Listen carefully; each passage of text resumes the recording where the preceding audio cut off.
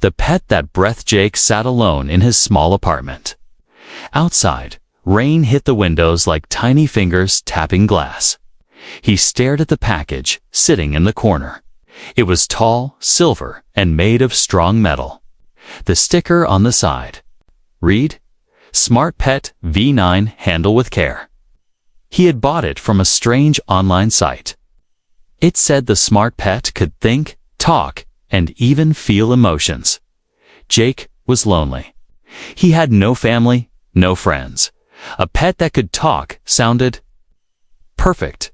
He walked over to the crate. A soft blue light blinked on its top. The box was cold. A soft humming sound came from inside.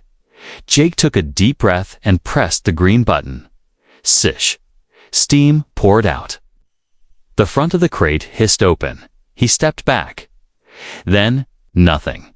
Just silence. Jake leaned forward. Hello. Suddenly, a hand reached out, small, glowing blue, and shaking. Jake's eyes widened. What the hell? Then she stepped out. Not a robot, not a machine. A girl, maybe 14 or 15 years old. Her skin was light blue, almost glowing. Her eyes were big and silver. Long white hair fell over her shoulders. She wasn't wearing normal clothes, just a soft white bodysuit with strange lines. She looked around the room with fear. Jake froze. You're not a pet. The girl's lips moved. She whispered one word. Hide. Before Jake could ask anything, she ran into the kitchen and crawled under the table. Beep, beep. The crate behind him flashed red. A small voice spoke from inside. Its subject has left the unit. Tracking begins in 10, 9, 8. Jake hit the button again. Nothing happened. 7, 6, 5. He yanked the power cord. The countdown stopped. He turned to the girl. What is this? Who are you? She didn't answer. She just pointed at the window. He looked. A black drone was flying outside, scanning windows with a red light. It passed slowly, then zoomed away. Jake pulled the curtain down fast. Okay, what's going on? The girl crawled out. She looked at him with sad eyes. You're in danger now. Jake's heart beat faster. I didn't sign up for this. I wanted a pet, not some alien. The girl blinked. You bought me. Jake stepped back. No, I bought a machine. A robot dog, not a person. She looked down. I'm not a person either. Jake was shaking. What are you then? She sat on the floor, hugging her knees. They call me a hybrid. Part AI, part organic. I was made in a lab. I escaped. The crate was my prison. Someone sold meat to hide the truth. Jake stared at her. This was too much. He grabbed his phone. I should call someone, the police. She looked up fast. If you do, I die. They will take me back. They will erase me. Jake paused. Something about her eyes made him stop. She wasn't lying. Why me? He asked. Why did I get the box? I don't know, she said. I just woke up here. Jake sat down on the couch, hands on his head. Okay, think, Jake, think. Then she stood and walked toward him. I'm sorry, she said quietly. But you touched the crate. You activated it. Now they will track you too. Jake laughed nervously. You're joking, right? She shook her head. He looked at his hands. So, I'm involved now. She reached out and gently touched his chest. A strange warmth spread across his skin. A mark began glowing on his shirt, like a small symbol. Round, with lines. He jumped back. What the hell was that? That's the link, she said. You're my handler now. They'll follow the signal. Jake stared at the mark, panic in his chest. You said your name is? She looked at him. They called me Laura. Jake stood up. Okay, Leora, we need to run. We need to hide. Leora nodded. Yes, and you need to trust me. Jake opened the door. The hallway was empty. He didn't know what was happening. But one thing was clear. He was no longer alone, and outside. Someone or something was already looking for them. You're not safe anymore. The night wasn't silent anymore, Jake. Stood by the window, heart pounding, eyes wide. The street outside looked normal, cars parked, street lights flickering, but something felt off. Laura sat quietly on the floor, staring at her hands. She hadn't moved since she told him the truth. A truth that still didn't make sense. An alien girl, made in a lab. Bought online like a gadget. Jake rubbed his temples. Okay, let's say I believe you. What now? Atira looked up. Now, we hide. Or we die. Before Jake could speak, a soft clicking sound echoed from outside. Click, click, click. He looked out again. On the rooftop across the street, a black drone stood on 4 metal legs. Its red sensor light scanned slowly. Then stopped, right at Jake's window. Down. Laura shouted. She grabbed Jake and pulled him to the floor. A thin red beam shot through the window, cutting through the curtains and burning a hole in the wall behind them. Jake's ears rang. What the hell was that? Tag laser, she whispered. It marks targets. They'll be here in minutes. Jake crawled to his backpack. We need to leave, fast. He stuffed some clothes inside, grabbed his keys and phone, then paused. Wait, can't we just destroy your tracker? Laura held out her wrist. A small bump pulsed under her skin. It's under the bone. If you try to cut it out, it releases poison. Jake stared at her. That's insane. They don't want me escaping again, she said. Voice cold. Jake zipped the bag and opened the door quietly. The hallway was dark, too dark. Usually, lights buzzed softly in the hall. Now, nothing. Only silence. Jake stepped out, Laura close behind. They moved down the stairs, fast but quiet. Halfway down, Jake's phone buzzed. He pulled it out. A new message. Warning. Illegal life form detected at your address. Do not engage. Jake froze. The message wasn't from any normal number. No name. It's glowing red letters. They're watching us already, he whispered. Laura took his hand. Don't stop. Keep moving. They reached the underground parking garage. Jake's old car sat in the corner, paint peeling and one headlight cracked. It looked like a dying turtle, but it still worked. They jumped in. Jake started the engine. The car coughed twice, then roared to life. He hit the gas as they sped toward the exit. The garage door slammed shut in front of them. A figure stepped out of the shadows, tall, wearing a black helmet with no face, holding a silver staff that crackled with blue energy. Jake hit the brakes hard. The figure raised its hand. The car doors locked. Laura gasped. That's a seeker. Jake gripped the wheel. What does it want? Me? The seeker pointed the staff. Electricity danced across the floor toward the car. Out. Back seat, Laura yelled. Jake jumped over the seat.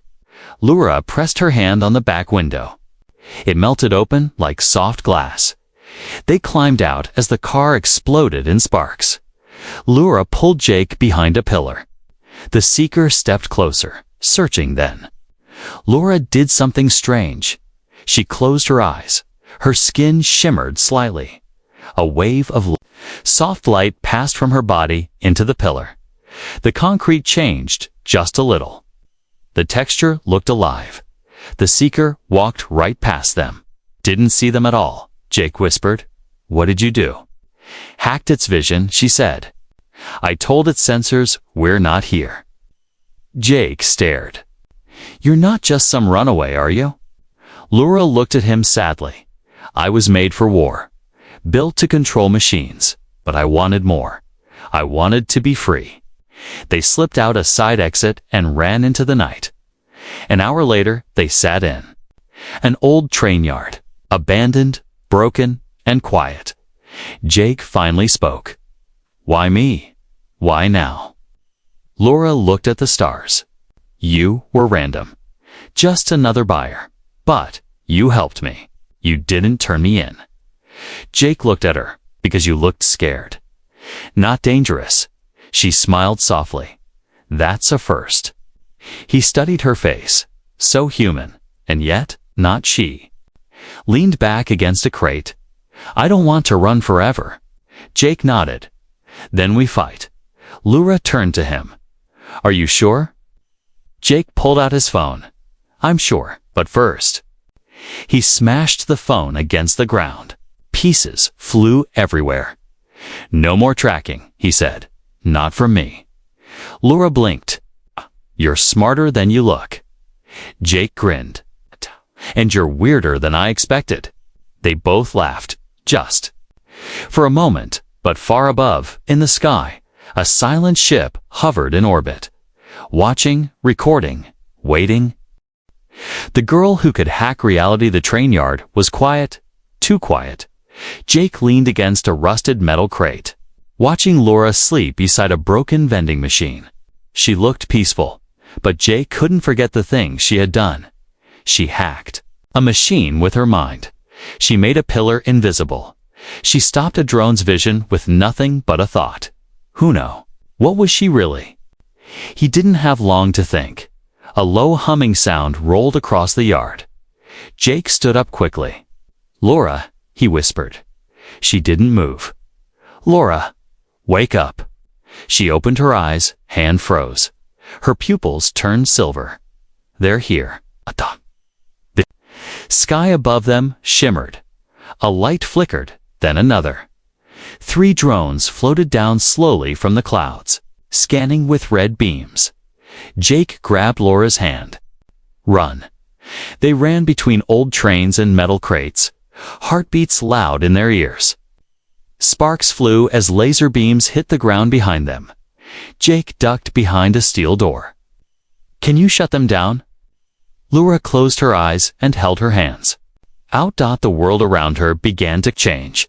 Her skin glowed faintly. Her hair lifted like it was in water. Tiny lights danced around her fingers. Then everything stopped. The drones froze in the air, lights blinking, engines silent. Jake stared in shock. "What did you just do?" Laura didn't speak. She fell too, her knees breathing hard. Jake caught her. "Hey, are you okay?" She whispered. "Too much. Too fast." Jake helped her sit. Her hands were shaking. Her skin looked pale, most white. He looked up at the floating drones. "You stopped them. Like magic?" Laura looked at him. "Not magic." "Ah." "I changed the command code in their minds." Jake frowned. "Machines have minds now, not like yours," she said. "But I see the signals. I speak to the code." She touched the ground beside her. It glowed faintly. Jake looked closer. Tiny numbers moved across the dirt like ants green. Glowing code crawling in the shape of lines. He stepped back. "You're not just smart. You're possible." Laura shook her head. "I'm broken." Jake paused. "What do you mean?" "They made me to follow orders. To hurt, to destroy. I ran because I didn't want to do that anymore." Jake sat beside her. "So you're like a weapon." She looked at him, eyes wet. Trying not to be. Suddenly, one of the drones began to move again. Its red sensor blinked. A loud tone echoed across the yard. Location confirmed. Subject active. Backup inbound. Jake shouted, "We've got to go." Now? Laura stood slowly, her legs weak. "I need a system, a bigger one." Jake thought fast. "There's an old internet cafe near here. It's abandoned, but it might still have power." She nodded. "Take me there." 10 minutes later, they kicked open the back door of a dusty old shop. Broken keyboards and cracked monitors lined the walls. It smelled like wires and old coffee. Jake found the power switch. "Please work." Click, dot, buzz. The lights flickered. Screens lit up. One by one, Laura stepped forward and placed her hand on the largest screen. It instantly changed. Not to the desktop, 2 stars. A moving image of galaxies. Glowing systems and alien code. Jake blinked. "That's not Earth Internet." "It's mine," Laura whispered. The wires around her began to twist, reaching out like vines. They wrapped around her arms, her neck, her legs. Jake moved forward. "Laura," she held up her hand. "Don't stop it. I need this." The wires pulsed. The screen filled with symbols, languages Jake didn't understand. Laura's voice changed deeper, echoing. "Running protocol. Defense mode. Overriding trace." She wasn't just using the computer. She was becoming the computer. Jake watched, afraid and amazed. Was this what she was made for? Was she still the same girl? Then the wires fell away. Laura collapsed to the floor. Jake rushed to her. "Laura," she opened her eyes slowly. "I stopped the signal. We're safe." For now, he helped her sit up. "What else can you do?" She looked at the screens. "I connected to the outer network. I saw things." "What kind of things?" "Isn't just being watched," she said. "It's being measured, scanned, judged." Jake's stomach turned.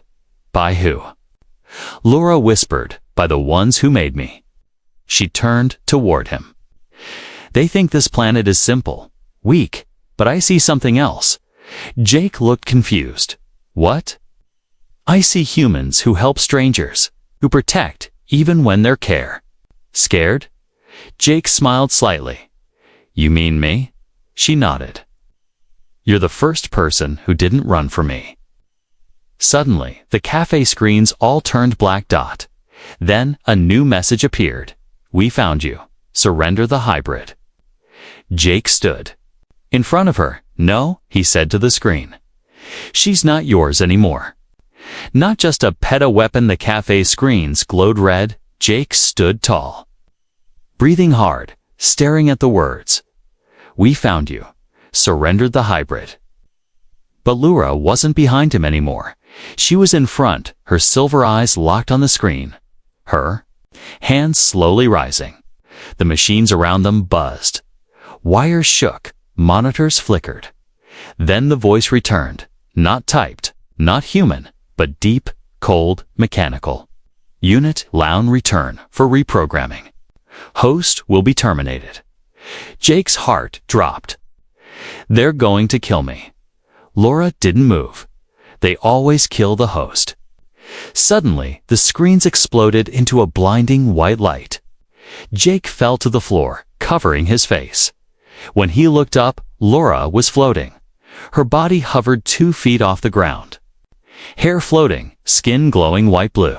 Her suit stretched tighter as lines of energy crawled across it like lightning dot. Jake crawled backward. "Laura," her voice came out strange, doubled, like an echo. "System override complete." Then her feet touched the ground again. The glow faded. She blinked and fell forward. Jake caught her. "Are you okay?" She nodded weakly. "They tried to shut me down. I shut them out first." Jake helped her to a chair. "They're scared of you, aren't they?" Laura looked down. "They're not scared of me." Jake frowned. "Then what?" "They're scared of what I'm becoming." They left the cafe that night. Every streetlight they passed flickered and dimmed. Laura's presence changed things. Machines bent toward her, like metal knew she was nearby. Jake and Laura stopped at an old repair garage. The windows were broken, but it was dry, quiet, and safe. Jake found blankets, a flashlight, and a bottle of water.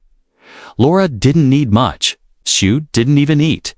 She just sat, staring at her hands. "They weren't supposed to give me emotions." she said softly. Jake sat beside her. But you feel things now. She nodded.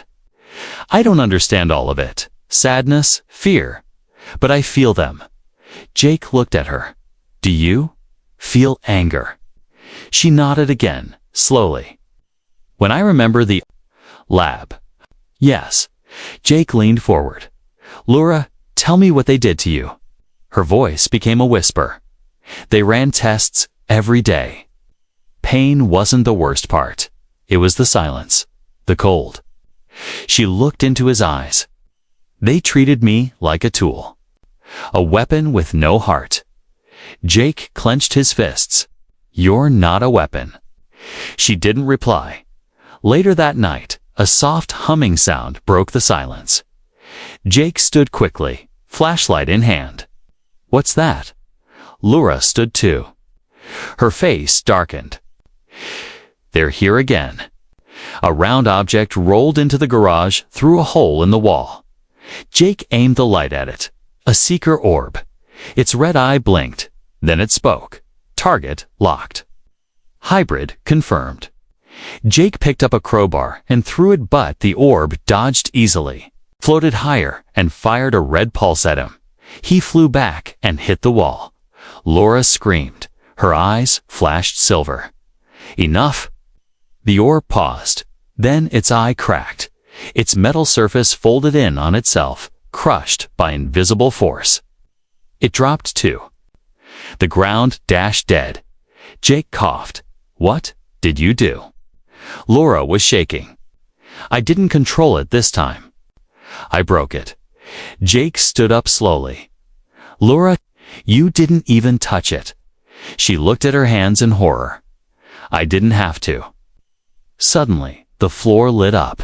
A projection formed in front of them. Someone was watching. A tall, pale alien. Figure with gold armor and no mouth. It spoke directly into their minds. She is not yours.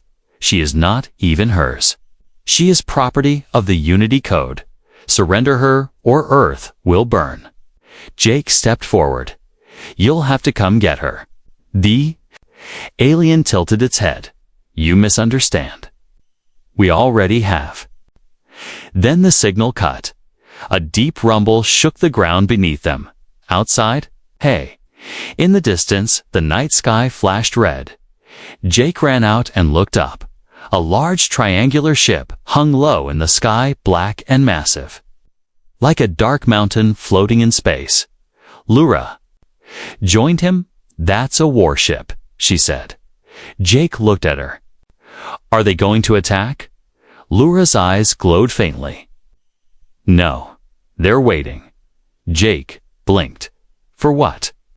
She turned to him, her voice soft. For me to choose. Back inside, Laura stood over a mirror. Her reflection shimmered. I was made to obey, to kill, to think in code. But now, she placed her hand on Jake's chest, where the glowing mark still faintly remained. You gave me something new, a reason not to go back. Jake put his hand over hers. Then don't. She smiled for the first time. I won't. Suddenly, her body lit up with bright blue light. She looked at Jake. I think I'm changing again. Jake stepped back, nervous. Into what?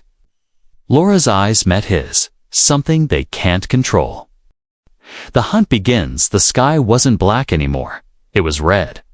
A dull, heavy red, like the color of blood smeared across the stars. Jake stood on the roof of the garage, staring up at the alien warship floating above the city. It didn't move. It didn't fire. It just watched like a lion waiting for its prey to run. They're not here to fight, Laura said, stepping beside him. They're here to hunt. Quiet, slow. Jake swallowed hard. And we're the prey. Laura didn't answer. She didn't have to. Down below, in the streets of the sleeping city. Dark figures moved in silence. Not soldiers, hunters, clad in black armor with eyes that glowed green. They moved without sound. No footsteps, no voices. Their suits bent light, making them nearly invisible. One of them held a long spear made of light. Another had a scanner that beeped softly as it picked up traces of Laura's energy. "Target is evolving," one said in a low robotic voice. "Tracking remains active. No mistakes." "The hybrid must be taken alive," the leader replied. Their orders were clear. The hunt had begun. Jake packed what little they had: batteries, water, a knife, and a dusty old laptop. They couldn't stay here. They had to move. Laura sat on the floor, still glowing faintly. Her fingers twitched every few seconds. Not from pain, but power. She wasn't the same anymore. Not just a girl. Not just a hybrid. Something was happening. Inside her, Jake kneeled beside her. "You holding up?" Tira nodded slowly. "I feel full, like something is building in me." Jake zipped the bag. "Can you control it?" "I don't know." Suddenly, her body jerked. A pulse of energy burst out, cracking the concrete floor beneath her. Jake jumped back. "Whoa!" Laura looked at the ground, horrified. "I didn't mean to." Jake stepped closer. "We'll figure this out. Together." She looked at him. "You should leave me." Jake frowned. "Not happening." She stood, trembling. "If they find us, you'll die." Jake smiled sadly. "We've been dying since the crate opened, but I'm not leaving you." They left the garage and moved into the city's dark alleys, staying out of sight. It was past midnight. Streetlights blinked. Power lines buzzed. The warship above cast a faint shadow across every rooftop. Laura stopped suddenly. "They're close." Jake looked around. "How close?" She closed her eyes. "Inside 6 blocks. 4, no, 3. Jake pulled her into a nearby basement. Stairwell. They crouched low, breathing slow. Then they heard it. The sound of silence. No dogs barking. No cars, no wind, just nothing. Then a whisper, not in the air. In Jake's mind, "Give her up, and you may live." He shook his head. "No, get out of my head." Laura looked at him. "They're using the whisper net." A psychic message. Jake groaned, clutching his head. "It feels like knives." Laura reached out, placed her hand on his temple. Warmth spread through him. The whisper stopped. He opened his eyes. "You blocked it." She nodded. "I linked your brain to mine." Safe now. Jake looked at her with awe. "You can do that." Hush. She looked away. "I don't know what I can't do anymore." Suddenly, a loud crash echoed from outside. The building next door exploded as a spear of light tore through the roof. Jake grabbed Laura's hand. "Run." They burst through a side door and into the empty street. Behind them, the hunters gave chase. One leaped over a car, landing on all fours like a beast. Jake threw a rock. It bounced off the armor. The hunter aimed a gun. Bang. Jake expected to feel pain, but he didn't. The bullet stopped mid-air. Laura's eyes glowed. The bullet hovered between them, spinning. Atoned around, whip, atoned back, and hit the hunter's helmet, knocking him to the ground.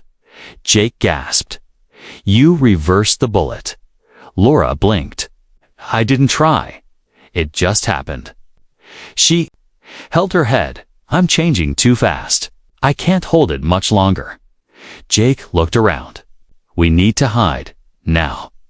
They ducked into a warehouse. Dark, cold. Rows of crates lined the space. Laura leaned against a wall. Breathing hard, Jake locked the door with a metal bar. She collapsed to the floor. "Jake, they take me, they won't." "Listen to me," she said. "If they take me, I become a weapon again." Worse than before. Jake stared at her. "Then I'll stop them." Laura's eyes filled with tears. "You can't stop a starship with hope." Jake knelt beside her. "Maybe not, but maybe you can." Outside, the hunters formed a circle.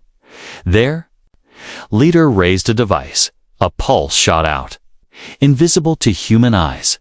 But Laura felt it. Inside the warehouse, her body jolted. She screamed not from pain, but energy. Jake backed away. Blue light poured from her skin. The floor shook. The crates cracked. Her voice echoed across the room, not one voice, but many. Protocol unlocked. Memory gate open.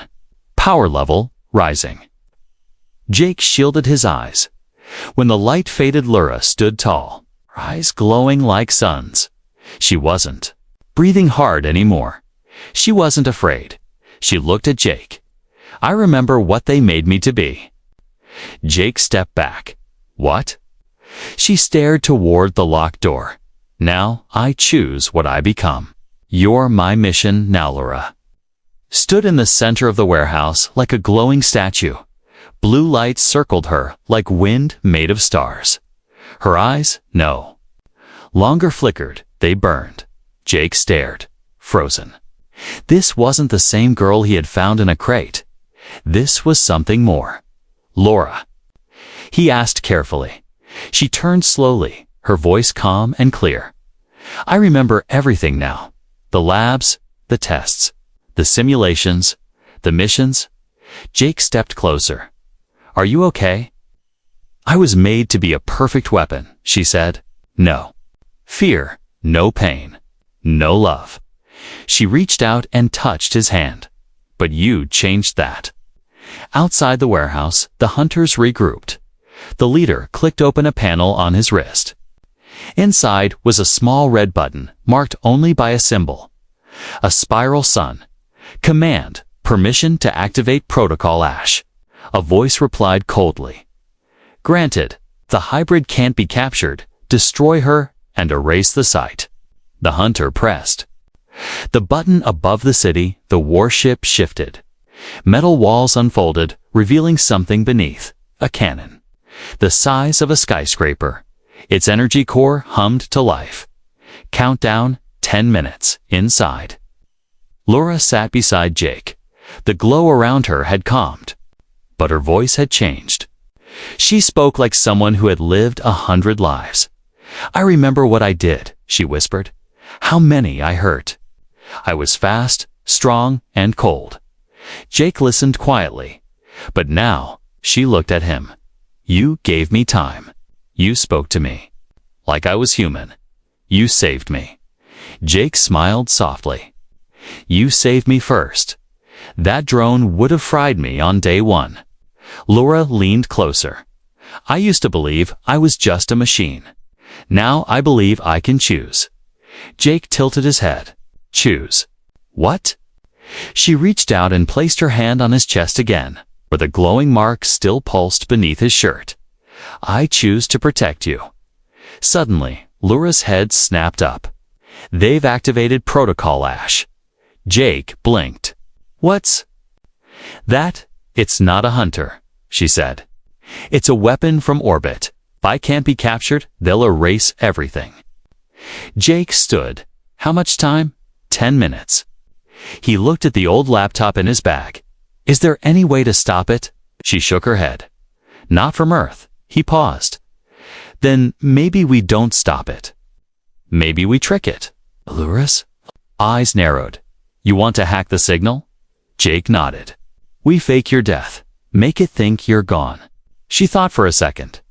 It might work, but we'd need a strong energy source. A signal burst to confuse the warship. Jake smiled. Lucky for us, this place is an old power hub.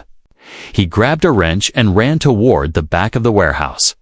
Laura followed in the back room. Huge, dusty generators sat in silence.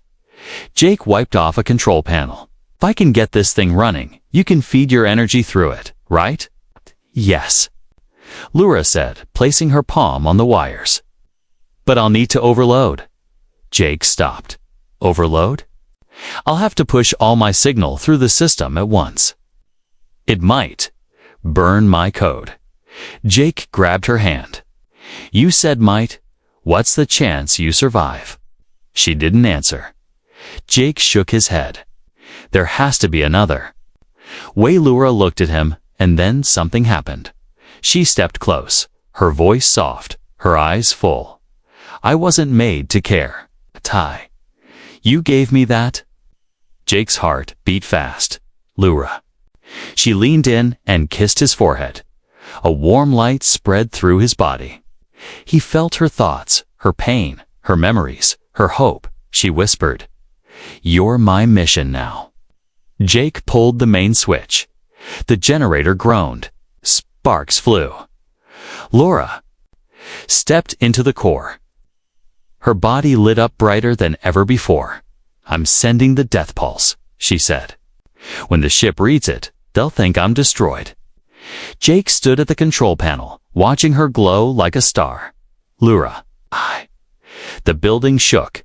The cannon above Earth began to fire. Lura screamed, not in pain. But power-electric light shot through the wires. Monitors cracked. A ground trembled. Walls shook. Jake shielded his face. A blue pulse exploded from the building up, into the sky. The warship blinked. Its cannon shut down. The countdown stopped. Silence. Jake coughed and stumbled through the smoke. Laura, the generator was burned. Out. Lights were dead.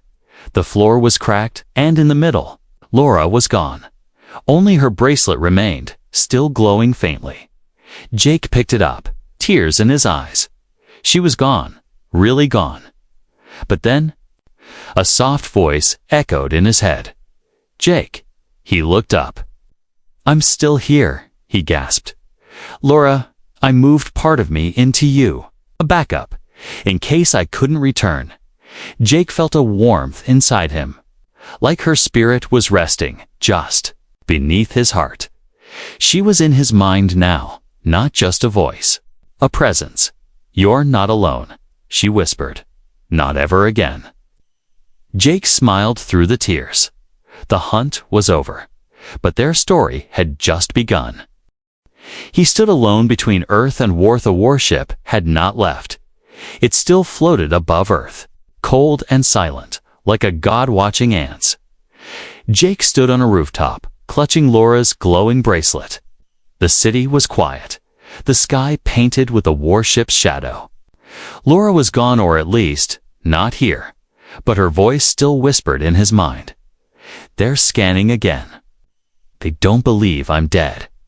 Jake whispered back, "Then let's make them believe it." Inside the warship, high above, the alien command council gathered. Their faces were hidden behind golden masks, their voices silent but full of judgment. One of them raised a hand. A hologram of Earth appeared. A red marker blinked. Laura's last known energy spike. "She has evolved beyond design," one alien said. "She is not a hybrid now. She is becoming a Ceta new form. She must be destroyed. Earth is not ready." Another alien raised its hand. "The human must be erased too." "No," the leader replied. "Let us speak to him." Jake's vision blurred. His legs buckled. Suddenly, his body froze. The world around him faded into white. He stood in a blank room with no doors, no floor, no sky, and in front of him, 3 golden figures, floating, watching, waiting. One of them spoke inside his mind. "Human, you are connected to the weapon." Jake's jaw clenched. "Her name is Laura. You defend it." "Why?" "She's not an it. She saved my life. She chose to be more." The second figure leaned closer. "She is unstable. Her mind is merging with organic emotions. She will become a threat." Jake stepped forward. "She already is a threat. To you. That's why you're afraid." The third figure raised a hand. "We could erase her now. And you." Jake stood tall. "Then do it." "But no, this she didn't choose to become a weapon. You made her that way, and still, she chose mercy." He pointed to the sky. "She shut down your cannon. She could have destroyed your ship, but she didn't. Why?" Jake placed a hand on his chest. Because she believed I was worth saving. The golden figures paused. Then the leader spoke. You are a fragile species, weak, short-lived, yet unpredictable.